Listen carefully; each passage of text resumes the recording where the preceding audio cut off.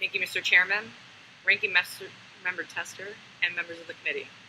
On behalf of Iraq and Afghanistan Veterans of America and our more than 425,000 members, thank you for the opportunity to share our views on the bills under consideration today.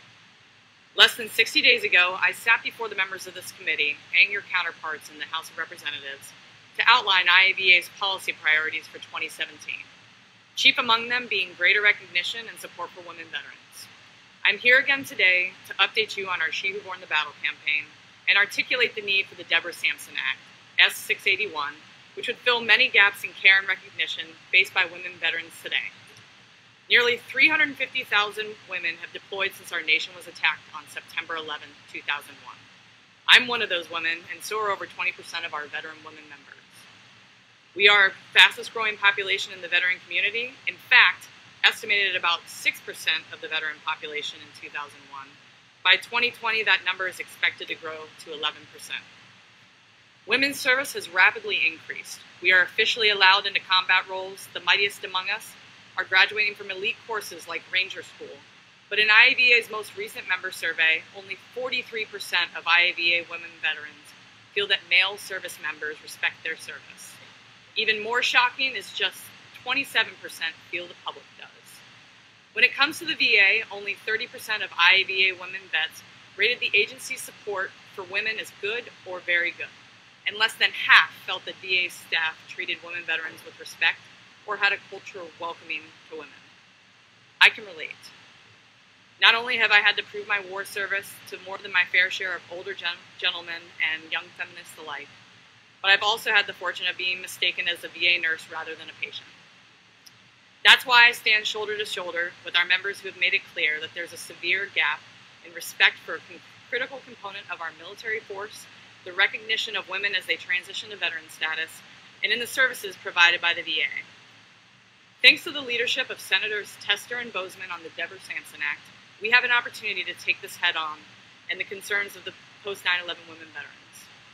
Deborah Sampson disguised herself as a man to serve in the Continental Army during the Revolutionary War, served honorably, but sadly was not recognized for her service until after her death.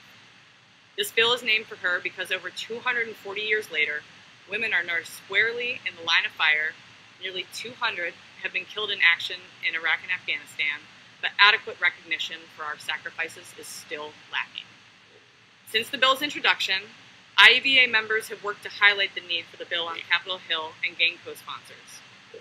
18 of you and your colleagues now back the Deborah Sampson Act, but several of you are dragging your feet, or worse, have refused to get behind this initiative that all of the 18 major service organizations, veteran service organizations, this committee works with and many support.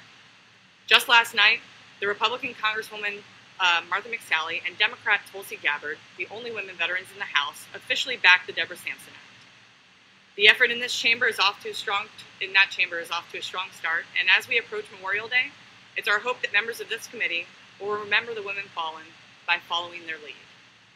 So what does the Deborah Sampson Act do? Over the last 15 years, the VA has worked to improve services for women veterans, but it's not enough.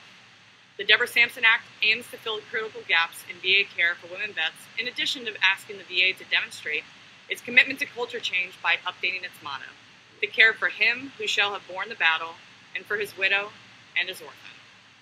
I urge you to consider carefully the message that Congress supporting a more inclusive motto sends to the women veterans back in your home state. Or conversely, what your opposition to this provision may indicate to every woman who feels alienated by the very agency that's supposed to support them.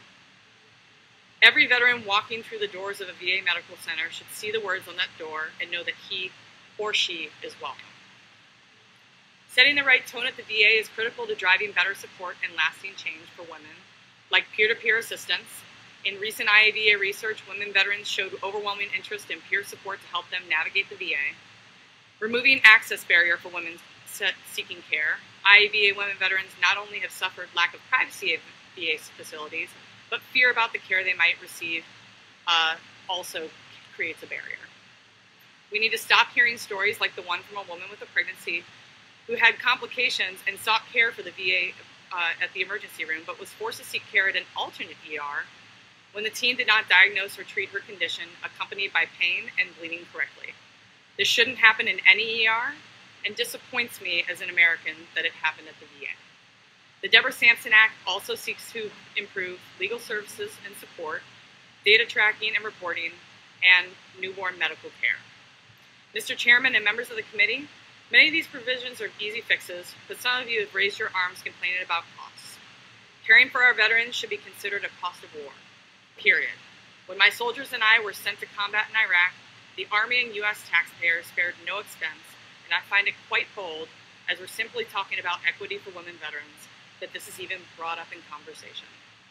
Chairman Isaacson, Ranking Member Tester, and members of the committee, on behalf of our members, thank you again for inviting me here today.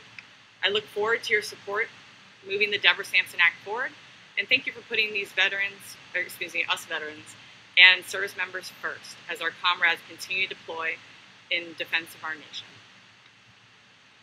Thank you, Ms. Jaslow.